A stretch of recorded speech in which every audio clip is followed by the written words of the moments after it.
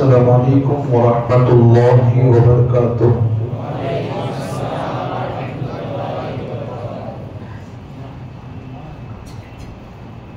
الحمد للہ رب العالمین والعاقبۃ للمتقین والصلاة والسلام على من كان نبيا وآدم بين الماء والطين وعلى آله وأصحابه أجمعين، أما بعد فأعوذ بالله من الشيطان الرجيم، بسم الله الرحمن الرحيم۔ قد جاءكم من الله نور وكتاب مبين، آمنت بالله صدق الله المولانا العظيم وصدق رسوله النبي الأمين المكين الكريم، ونحن على ذلك لمن الشاهدين والشاكرين والذاكرين والحمد لله رب العالمين۔ چمک تجھ سے پاتے ہیں سب پانے والے، میرا دل بھی چمکا کہ چمکانے والے، برستا نہیں دیکھ کر ابر رحمت، بدوں پر بھی برسا دے برسانے والے۔ میں مجرم ہوں آقا مجھے ساتھ لے لو، کہ رستے میں ہے جا بجا تھانے والے، اور تو زندہ ہے واللہ، تو زندہ ہے واللہ، میری چشم عالم سے چھپ جانے والے۔ بلغ العلا بکمالہ، کشف الدجا بجمالہ، حسنت جمیع خصالہ، صلو علیہ وآلہ وسلموا تسلیما۔ اللہم صلی علی سیدنا مولانا محمد مبارک وسلم۔ صلاۃ والسلام علیک یا رسول اللہ، صلاۃ والسلام علیک یا حبیب اللہ، صلی اللہ تعالی علیہ وسلم۔ انشاءاللہ یہ ہماری جشن عید میلاد النبی کا غالباً 8ویں محفل ہے، اور سیرت کے حوالے سے یہ چھٹا پروگرام ہے۔ اللہ تعالیٰ ہمارے ان پروگراموں کو اپنی بارگاہ میں قبول فرمائے۔ اللہ ہم سبھی کو علم دین سیکھ کر کے اس پر عمل کرنے کی اللہ توفیق عطا فرمائے۔ آئیے، ہمارے قاری صاحب کی خاص ایک فرمائش ہے۔ الحمدللہ بڑا خوبصورت سا کلام ہے، مجھے بھی بڑا پسند ہے، اسی کو انشاءاللہ آج پیش کرتا ہوں، مل کر کے محبت کے ساتھ پڑھیے گا۔ اس سے پہلے کہتے مل کے یا رسول اللہ، اور باواز بلند یا رسول اللہ۔ وہ جس کے لیے محفل کونین سجی ہے، یہ جو کچھ تم دیکھ رہے ہو نا، جو کچھ زمین ہے، آسمان ہے، چاند سورج ستارے، یہ پوری کائنات کو اگر سجایا گیا ہے تو سرکار کے لیے۔ وہ جس کے لیے محفل کونین سجی ہے، فردوس بنی جس کے وسیلے سے بنی ہے۔ وہ جس کے لیے محفل کونین سجی ہے، فردوس بنی جس کے وسیلے سے بنی ہے۔ وہ ہاشمی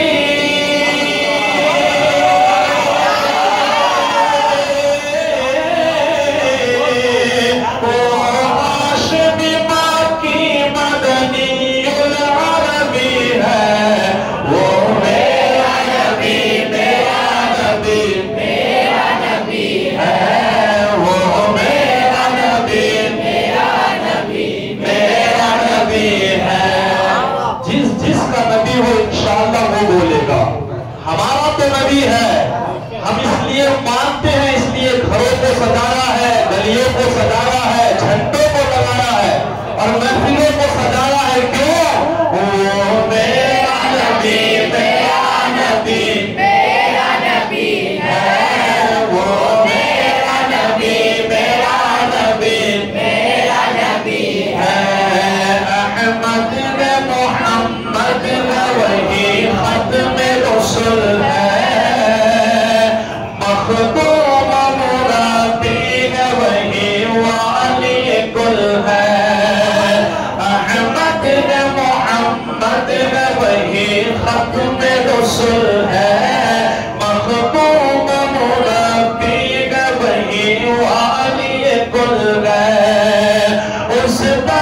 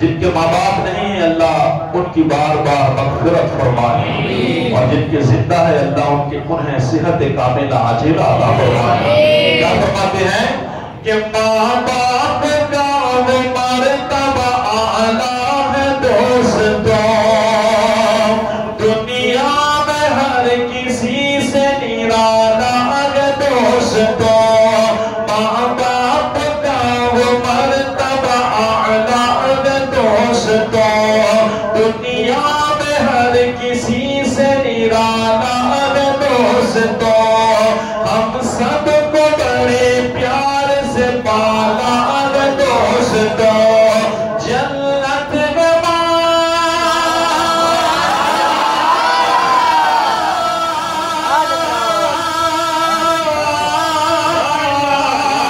جنت میں ماں کے قدم تلے کس نے کہا ہے وہ میرا نبی ہے، وہ میرا نبی ہے، وہ میرا نبی ہے۔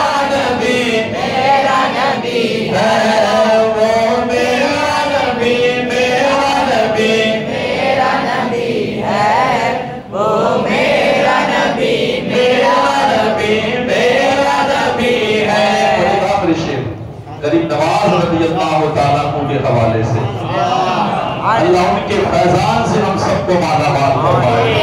یہ خواجہ پیا نے کاسے میں ساگر بلا لیا، اجمیر میں یہ اپنی کرامت دکھا دیا۔ خواجہ پیا نے کاسے میں ساگر بلا لیا، اجمیر میں یہ اپنی کرامت دکھا دیا۔ کتنوں کو ایک پل میں مسلمان بنا دیا، کتنوں کو ایک پل میں مسلمان بنا دیا۔ یہ کس کا کرم، یہ کس کا کرم، کس کی عطا، کس کی دعا ہے؟ وہ میرا نبی ہے، وہ میرا نبی ہے، وہ میرا نبی ہے، وہ میرا نبی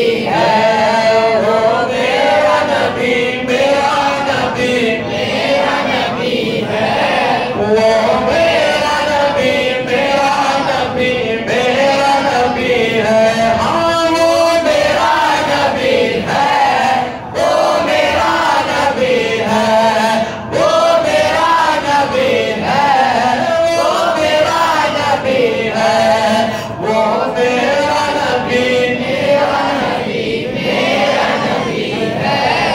وہ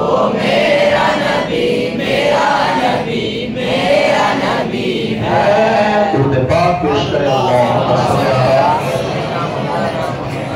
سیدنا مولانا محمد مبارک وسلم صلاۃ و سلام علیک یا رسول اللہ صلی اللہ تعالی علیہ وسلم۔ حضرات محترم، ہماری بات چل رہی تھی کہ اللہ تبارک و تعالی نے حضرت سیدنا عبد المطلب رضی اللہ تعالی عنہ کی قربانی کو قبول فرما لیا، اور آپ نے کتنے اونٹ ذبح کیے؟ 100۔ اور ان کے گوشت کا کیا کیا؟ کیا فریج میں رکھ لیا؟ ہمارے حالات تو اللہ خیر کرے، کیونکہ یہ بھی ایک بہت بڑی فریج بھی نعمت ہے۔ کیا ہے؟ بہت بڑی نعمت ہے۔ تو کہتے ہیں کہ 100 اونٹ جب آپ نے قربان کیے، آپ نے اعلان کر دیا تھا جس کو جتنا چاہیے اتنا گوشت لے جائے، جتنا چاہیے، اتنا بڑا دربار کھلا۔ آپ نے صرف انسانوں کو نہیں، فرشتوں سے بھی کہا تم بھی آ کر کے کھا سکتے ہو، عام کر دیا۔ اللہ اکبر۔ اس کے بعد حضرت سیدنا عبد المطلب رضی اللہ تعالیٰ، آپ کا بیٹا حضرت سیدنا عبداللہ رضی اللہ تعالیٰ، یہ جوان ہو گئے تھے۔ آپ پریشان رہتے تھے ان کے لائق کوئی لڑکی مل جائے۔ کیا مل جائے؟ لڑکی مل جائے، کیونکہ وہ دور ایک ایسا تھا، یاد رکھے، یہودی یہ مسلمانوں کے سب سے بڑے دشمن ہیں۔ کون ہے؟ اس وقت بھی ان کی کتابوں کے حوالے سے ان کی میٹنگیں چلتی ہی رہتی تھی۔ سرکار دو عالم صلی اللہ تعالیٰ علیہ وسلم کے حوالے سے وہ بہت بڑا دشمن ہے، اور وہاں کوئی جاتا ہے، ملاقات کر کے آتا ہے، پھر ادھر فتنے پھیلاتا ہے۔ آپ سمجھ رہے ہو نا؟ یہی حالات ہے، پھر اسی لیے ایک سے ایک چیز ہمارے سامنے آتی ہے۔ اس وقت بھی یہودی لوگ میٹنگیں کرتے تھے باقاعدہ، اور ایک میٹنگ ایسی بھی ہوئی کہ وہ نبی ابھی جلوگر ہوئے نہیں ہیں۔ ہماری کتابوں کے حساب سے ابھی ان کے باپ زمین پر آ چکے ہیں. ایک مشورہ ہو رہا تھا یہودیوں کا, تو اس مشورے میں یہ بات طے ہوئی کہ وہ اگر نبی آئے اور ہمارا کام تمام کر دے, ہمارے مشن کو ختم کر دے, اس سے پہلے ہمیں چاہیے کہ ان کے باپ کو ہی اس دنیا سے ہم ہٹا دیں, اس کو نابود کر دیں. اب مشورے ہونے کے بعد ایک یہودی اٹھا, کہا چلو اس مشن کو میں انجام دیتا ہوں. اس نے بتایا کہ میں پہنچوں گا کیسے. ان یہودی علماء کرام بیٹھے تھے, وہ کہتے ہیں کہ ہم تمہیں کچھ نشانیاں بتاتے ہیں. ایک نشانی یہ ہے کہ وہ ہاشمی گھرانے سے ہوگے, دوسری نشانی یہ ہے کہ وہ مطلبی ہوگے, اور تیسری نشانی یہ بتائی کہ ان کا نام جو آخری نبی آئے گے ان کا نام عبداللہ بتایا جاتا ہے. ان کے والد کا نام کیا بتایا جاتا ہے؟ عبداللہ. اور ایک نشانی یہ بتائی گئی ہے کہ وہ مکہ میں پیدا ہوگے. کہاں؟ مکہ میں. اللہ اکبر. ایک یہودی اٹھا, دھیرے سے وہ مکہ کی سرزمین پر گیا. اب اتنا بڑا مشن, وہ تو جانتا نہیں, کسی کو پوچھنا تو پڑے گا. چند بچے کھیلتے تھے, اب جانتے ہو نا بچے تو ہر کچھ بتا دیتے ہیں. بچے کھیل رہے تھے تو ایک بچہ, اس نے دیکھا کہ وہ بچہ دیکھنے میں بڑا ٹھیک ٹھاک اچھا لگتا ہے, اسے بلایا. اور بلانے کے بعد کہا کہ اے میرے بیٹے, اے بچے, ایک چھوٹا سا کام کرنا ہے, ذرا میرا کام کرے گا؟ کہا ضرور بتائے. کہا کہ یہاں عبداللہ نام کا لڑکا کون ہے, مجھے عبداللہ کا پتہ بتائے جو عبد المطلب کا بیٹا ہے. اس نے اوپر سے نیچے تک دیکھا اس بچے نے, اور کہا کہ مجھے یہ بتاؤ کہ تمہیں کام کیا ہے, تمہیں کیا کام ہے عبداللہ کا. کہا تم چھوڑو, پہلے صرف نام بتاؤ کہ وہ کہاں ملیں گے. وہ بچے نے کہا کہ دیکھنے میں تم مسافر لگتے ہو, تھکے ہارے ہو, کپڑوں پہ گرد و غبار ہے, آپ بیٹھ جائے, میں ابھی آتا ہوں. اب یہودی بیٹھ گیا. تھوڑی دیر کے بعد وہ بچہ ایک گلاس میں پانی اور ایک کٹورے میں کھجورے لے کر کے آیا, لا کر کے اس یہودی کو دیا. اب جب آپ دیکھیے گا بندہ کوئی تکلیف میں ہو, آپ اس پر احسان کر کے دیکھیں, آپ کا دل سمجھ لو کہ آپ اس کے دل میں اتر جاؤ گے, وہ آپ کا دل جیت لے گا. اگر کبھی ایسا یقین نہ آئے تو کر کے دیکھیے گا. اگر کوئی مصیبت میں ہے اس وقت اس کا ہاتھ پکڑیے, زندگی پر وہ تمہیں بھولے گا. ہاں ہوگا اگر کوئی احسان فراموش تو الگ بات ہے. کہتے ہیں کہ اب جب یہ رویہ دیکھا نا تو اس یہودی کو اس بچے سے بڑا پیار ہو گیا, اور کہا کہ اے بچے, میں تیرے احسان کا بدلہ ضرور کبھی نہ کبھی چکا دوں گا. تو نے مجھے پانی پلایا ہے, تو نے مجھے کھجورے کھلائی ہے. اللہ اکبر. کھجورے کھانے کے بعد, پانی پینے کے بعد, اب یہودی کہنے لگا بیٹا اب بتاؤ کہ عبداللہ کہاں ملے گا. انہوں نے پھر پوچھا اس بچے نے, پہلے یہ بتاؤ کہ کام کیا ہے. اب یہ احسان جب انہوں نے کیا تھا تو وہ یہودی سمجھا کہ چلو یہ نام بتا دے گا مجھے, تو پوچھنے لگا کہ بیٹا دیکھو تم نے بڑا مجھ پر احسان کیا ہے, اور تم بہت اچھے دکھنے میں لگتے ہو, بھلے معلوم ہوتے ہو, اس لیے میں تمہیں بتا رہا ہوں, اس لیے کہ یہ ایک راز کی بات ہے اور میرے لیے یہ بہت بڑی بات ہے. اس یہودی نے کہا دراصل ہمارے بڑے بڑے عالموں نے میٹنگ کی اور انہوں نے مجھے بھیجا ہے یہ کہہ کر کے کہ عبداللہ کی پیشانی میں نور محمدی چمک رہا ہے. اگر ہم چاہتے ہیں کہ کامیاب رہے تو وہ دنیا میں آنا نہیں چاہیے, نہیں آنے چاہیے. بس میں اسی کام کے لیے آیا ہوں تاکہ عبداللہ ہی کو مار دوں, تاکہ ان کا بیٹا دنیا میں نہ آ سکے. اتنا سننا تھا. وہ بچہ مسکرایا, کہا تلوار نیام سے نکال لو. جب تلوار اس نے نیام سے نکالی, کہا چلو بیٹا کہاں چلنا ہے. کہا کہیں ادھر ادھر جانا نہیں ہے, تمہارے سامنے جو کھڑا ہے وہی عبداللہ ہے. تمہارے سامنے جب یہ اخلاق, ایک چھوٹا سا بچہ اگر رحم کے ساتھ کسی سے پیش آئے نا, یاد رکھیے سامنے والے کا دل بگاڑ دے گا. اور ان کے اندر تو نور محمدی جب اگر تھا, ان کی باتوں میں اللہ نے کتنا اثر رکھا ہوگا. اتنا سننا کھا کہ اس نے تلوار پھینک دی اور آپ کے قدموں میں گرا، معافی مانگنے لگا، بیٹا آپ عبداللہ ہو؟ اللہ اکبر! تو میرے نبی کے والد کی اخلاق کا یہ عالم ہے، جس کی پیشانی میں نور محمدی ہے، تو بتاؤ مصطفیٰ کی اخلاق کا عالم کیا ہوگا؟ آج اسلام اگر پھیلا ہے، لوگوں کو غلط فہمی ہے کہ اسلام تلوار کی زور سے پھیلا ہے، نہیں نہیں میرے بھائی، اسلام ظلم سے لوگوں کے سروں کو نہیں، لوگوں کے دلوں کو محبت سے جھکاتا ہے۔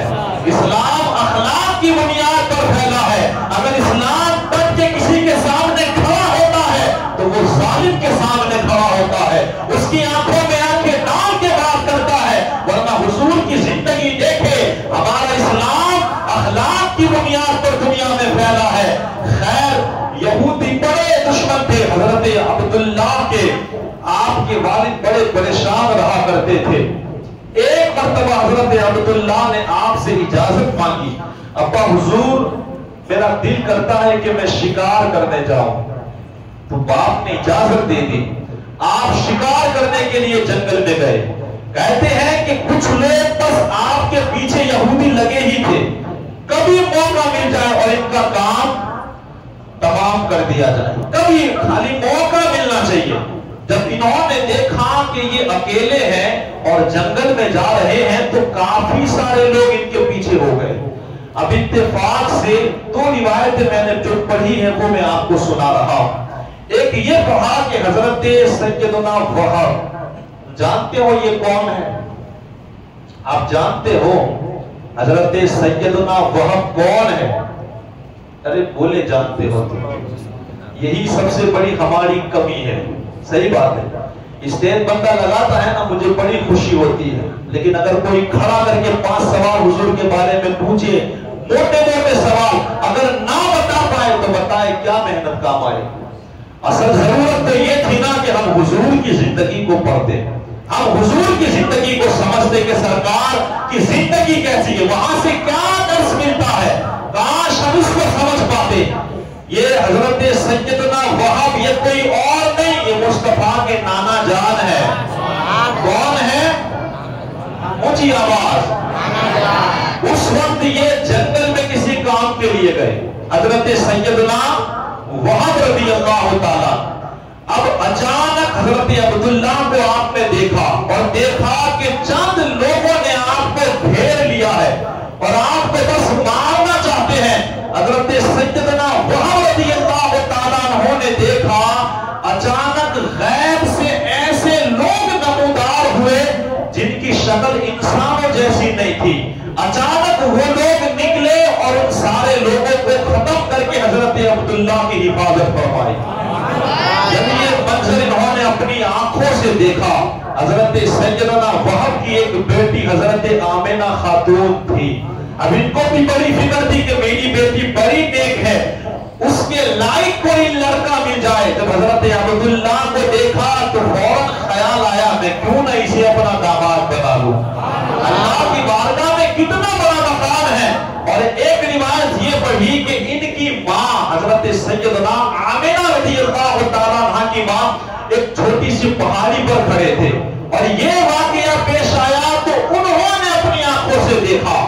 انہوں نے جب اپنی آنکھوں سے دیکھا تو ان کے دل میں خیال آیا کہ کیوں نہ میں اسے اپنا داماد بنا لوں۔ لیکن میں سوچ رہا ہوں ہو سکتا ہے کہ وہ دونوں کام سے گئے ہو اور ایک جنگل میں رہا ہو اور دوسرے، یہ بھی تو ہو سکتا ہے، لیکن خیر دیکھا ضرور۔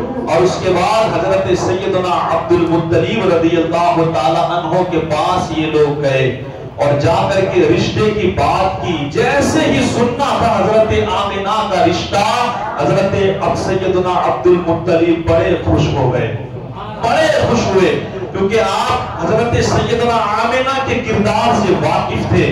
آپ کو معلوم تھا کہ یہ بڑی نیک لڑکی ہے اور بالکل یہ میرے بچے کے لائق ہے، جیسا میرا بیٹا ہے ویسی بہو مل جائے گی۔ آخرکار یہ نکاح ہوا۔ یہ جس دن نکاح ہوا وہ دن جمعرات کا دن تھا۔ کون سا دن تھا؟ جمعرات کا، غالباً کل جمعرات ہے۔ آج کی رات سمجھو کہ یہ جمعرات کی رات ہے، تو دین جمعرات کا تھا اور غالباً مینا میں شادی ہوئی. کہاں ہوئی؟ مینا میں شادی ہوئی. دین جمعرات کا. شادی ہونے کے بعد اللہ اکبر گویا جمعہ کی رات آئی. کون سی رات آئی؟ جمعہ کی. شب جمعہ کو حضرت سیدنا عبداللہ رضی اللہ تعالیٰ اور سیدنا آمنہ خاتون رضی اللہ تعالیٰ عنہ جب دونوں ملے، اللہ کے فضل سے، اللہ کی مرضی سے، جو نور حضرت سیدنا عبداللہ کی پشت انور میں تھا، وہ نور شب جمعہ کو حضرت سیدنا آمنہ خاتون رضی اللہ تعالیٰ عنہا کے بطن اقدس میں جلوہ فروز ہو گیا. یہ کون سی رات تھی؟ شب جمعہ کی. اب اس رات کے حوالے سے یہ کتاب ہے مدارج النبوہ، اس کے لکھنے والے ہیں شیخ عبدالحق محدث دہلوی علیہ رحمہ. یہ کیا لکھتے ہیں ذرا وہ دیکھیں. کون سی رات ہے؟ شب جمعہ.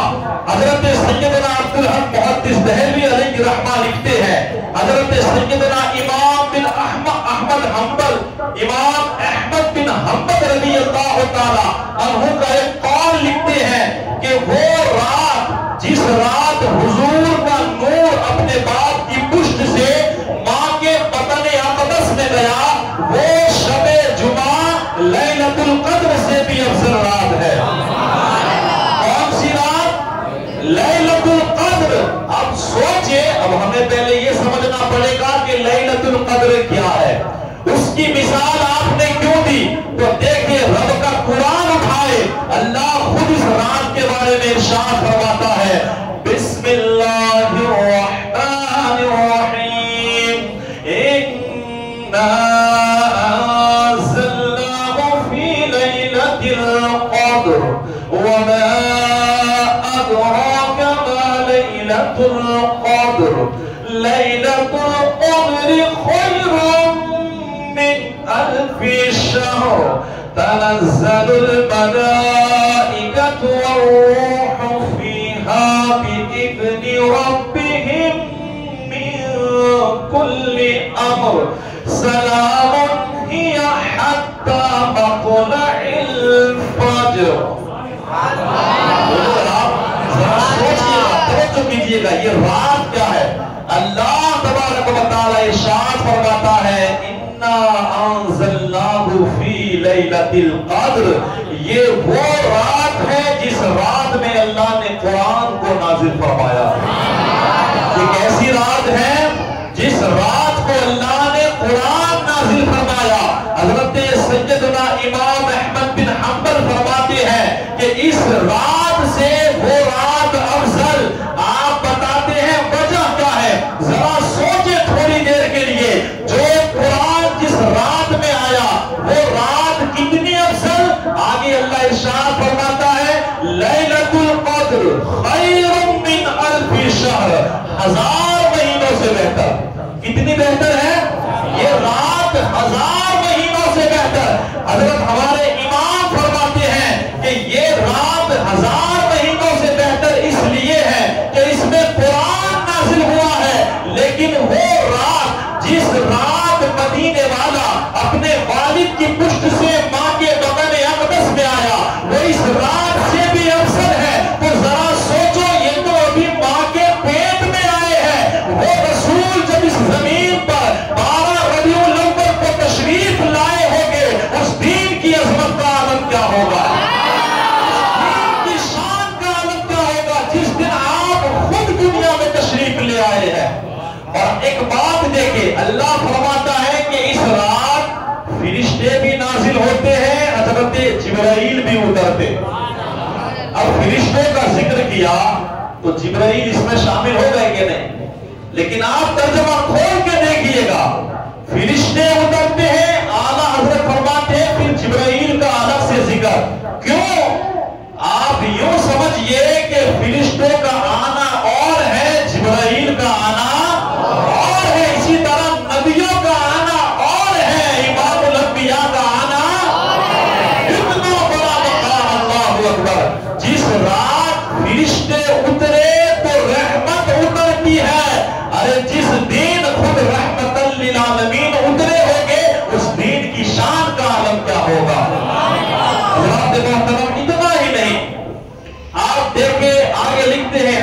پاک میں گویا اس طرح حدیث پاک میں آیا ہے کہ جب یہ نور اپنے باپ کی پشت سے ماں کی پشت انور میں جب آیا تو اللہ تعالیٰ نے فرشتے کو حکم دیا کہ جنت کے دروازے کھول دیے جائیں.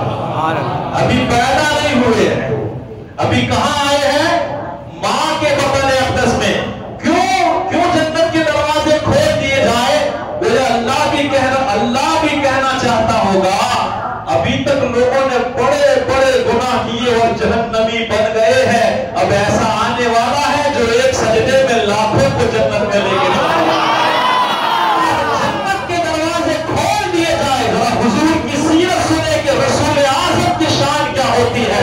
کہا جنت کے دروازے کھول دو. فرشتوں کو اللہ نے حکم دیا پوری کائنات کو ادھر سے معطل کر دو, اور جانوروں کو بھی زبان دی, خصوصاً قریش کے جانوروں کو ایک دوسرے کو مبارکبادی دے رہے تھے. یہ کہہ رہے تھے بس چند مہینہ ہمیں انتظار کرنا ہے, پھر وہ محمد دنیا میں تشریف لانے والا ہے. بس چند مہینے انتظار, خوشی سے جگمگا رہے تھے, جھوم رہے تھے. بس چند مہینے بعد وہ نبی اپنی ماں کی گود میں آ چکا ہے, اپنی ماں کے وطن اقدس میں آ چکا ہے.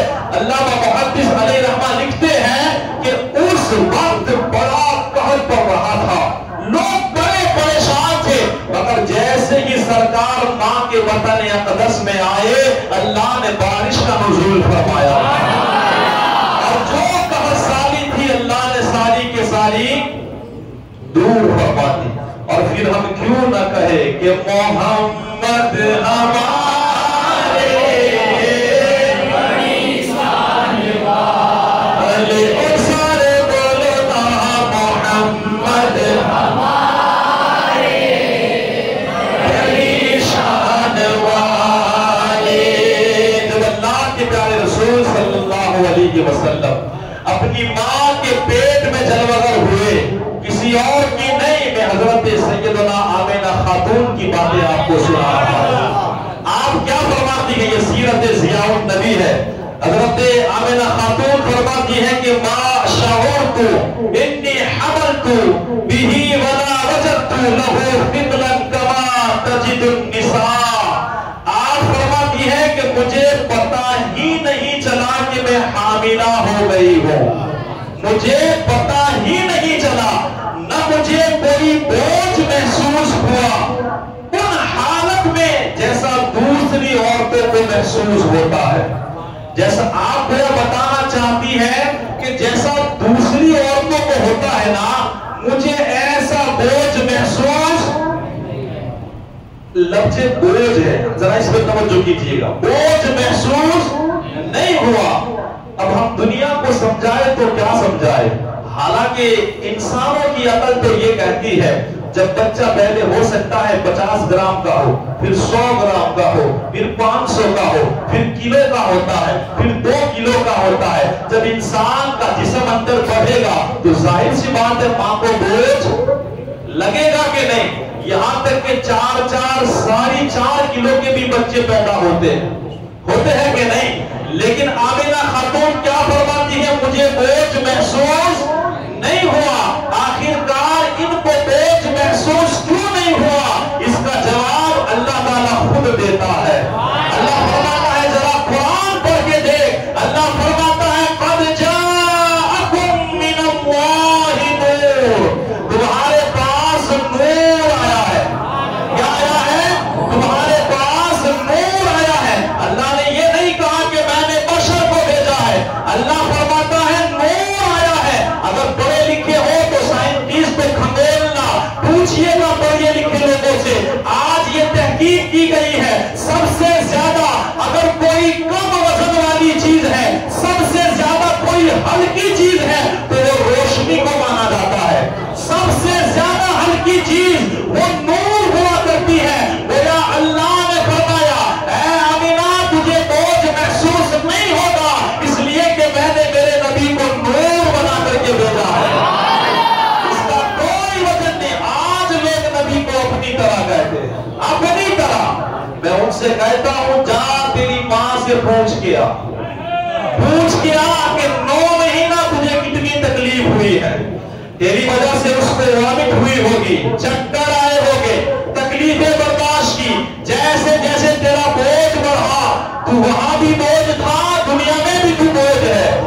پوچھ جا کر کے جیسے جیسے تیری ماں کو کبھی بیٹھنے میں تکلیف ہوئی، کبھی سونے میں تکلیف ہوئی ہوگی، اور کبھی چلنے میں تکلیف ہوئی ہوگی، اور جب تو دنیا میں آیا ہوگا، پوچھ تیری ماں کی چیخیں نکل گئی ہوگی، اور تیری ماں موت کے دروازے پر دستک دے کر کے آئی ہے، پوچھ 13 مہینے 9 مہینے پوچھ کے آ، اور جا محمد مصطفیٰ کی ماں کو پوچھ کے آ۔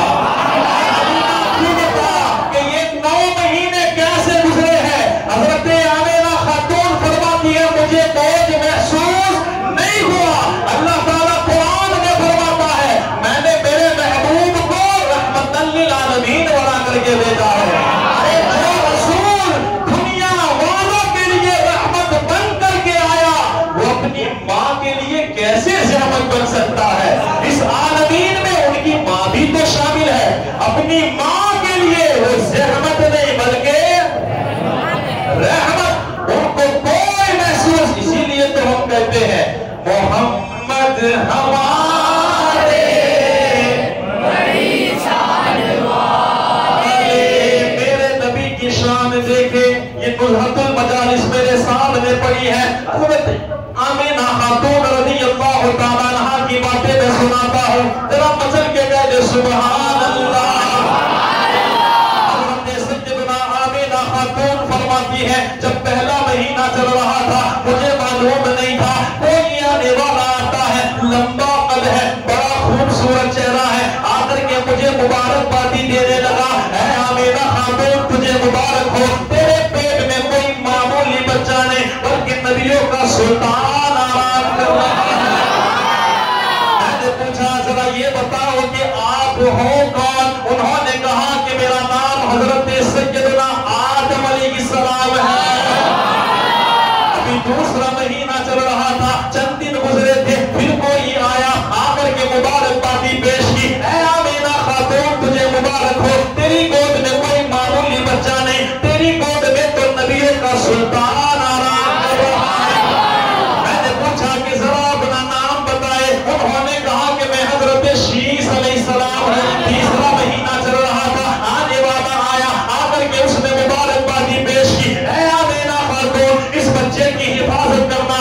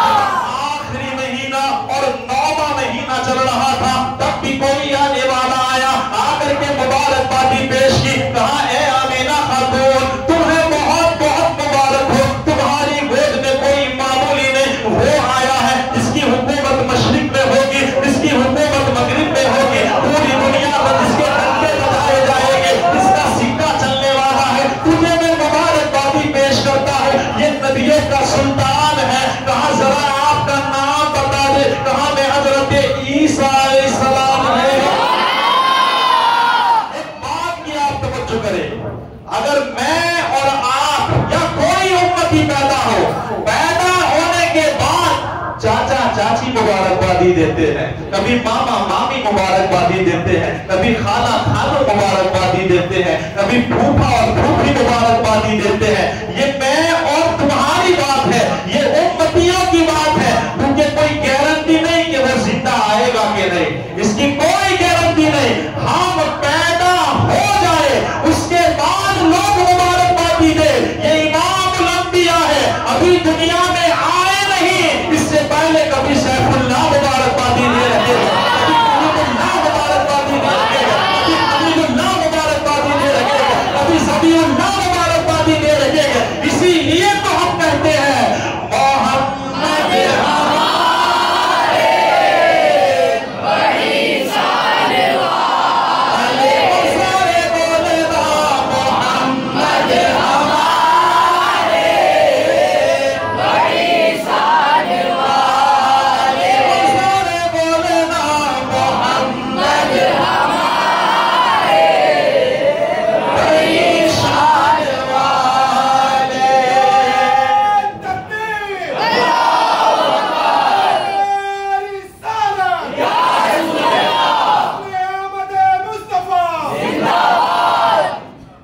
हज़रात मुहतरम, जो वक्त था वो बिल्कुल खत्म हो चुका है।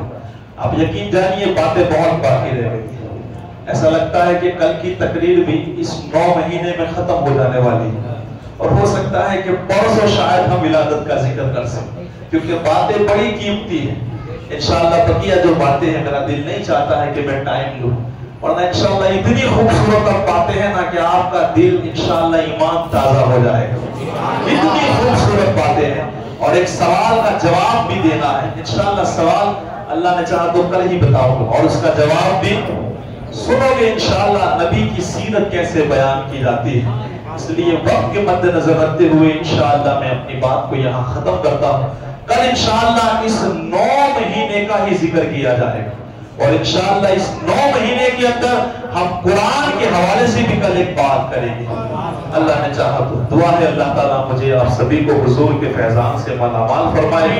अस्तगफिरुल्लाह रब्बी मिन कुल्ली ज़ंबि व अतूबु इलैहि व मा अलैना इल्लल बलाग।